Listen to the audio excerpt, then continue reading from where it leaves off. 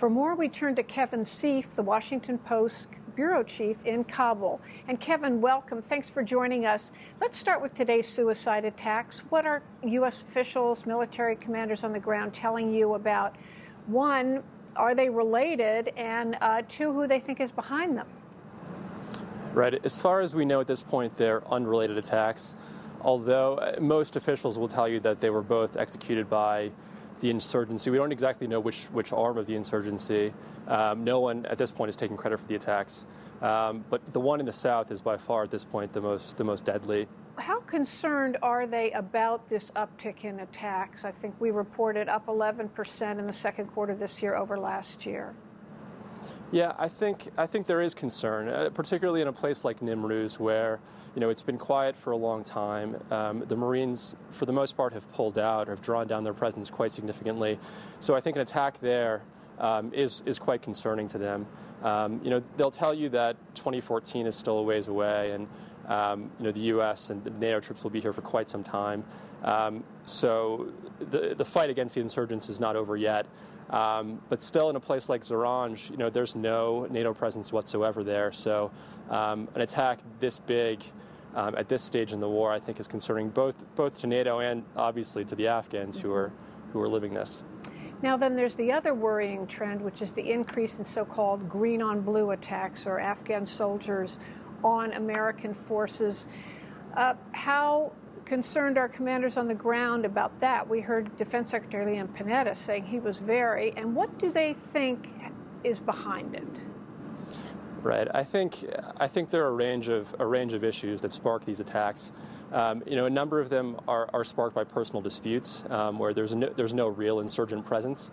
But some of them, particularly some of the recent attacks, are executed by Taliban or insurgent plants who manage to infiltrate the security forces, and they go through training, they put on Afghan uniforms, and they wait for the right moment. The two attacks in Helmand last week were particularly concerning. 3 Marines died in each attack, so 6 total. And I think particularly in Helmand, where you're seeing a significant drawdown now, which means that the Marines that are on the ground are forced to have a sort of a more intimate relationship with their Afghan counterparts, small American advisory teams that are attached to the Afghan forces. So that relationship is really important at this point. And when the relationship is challenged by something like this, it's a really devastating blow and at a really important time in the drawdown. Then let me ask you about the shuffle at the top in the Karzai government, the defense and interior ministers being dismissed by Parliament. What's behind that? Right. Well, the vote was taken by Parliament, and the lawmakers here accused these 2 very important ministers, maybe the 2 most important ministers in Afghanistan, of being corrupt and not taking sort of appropriate action against, in the case of the defense minister, against the rocket attacks from across the border in Pakistan. But the biggest issue that they were concerned about was this issue of corruption, and it happened very quickly. Karzai, within a couple of days, acknowledged that the Parliament had made its decision and agreed that these men would both be removed.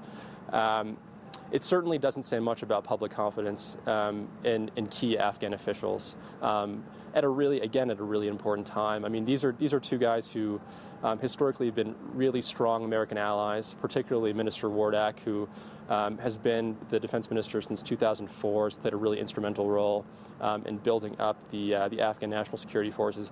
But these accusations of corruption have haunted his tenure essentially since he got here. So the American officials are quick to say that this is certainly it gives you a sense of Afghan democracy in action, but at the same time we don't know who will replace these guys and if they will be as willing as these guys were to work with the Americans during a really important time. Let me ask you about one other development we hear about out of Afghanistan, which is the government revealed, quote unquote, this week that they had talked with a senior, former Taliban leader. Is there anything to this talk of renewed negotiations or peace talks? Right. It's very early in the game at this point, so it's hard to say for sure. I mean, certainly both the Afghans and the Americans here will tell you that they're confident that this chapter in talks with the Taliban will be more successful than the last. The last was essentially a failure. Very, very little happened. The Afghans mostly blamed the Americans for not giving them sort of the proper role at the negotiating table. So this time, the Americans are very adamant that the Afghans take the lead in a real way. So what we're seeing now is mostly that. It's the Afghans meeting with key Taliban officials in Pakistan and most likely in other places as well, and trying to get these negotiations off the ground. The question, though, is what sort of bargaining power do they really have at this point? I mean, the last chapter of negotiations really hinged on these prisoners at Guantanamo, and if the Americans were willing to release these prisoners, the Taliban said that that would sort of be a foundation for negotiations.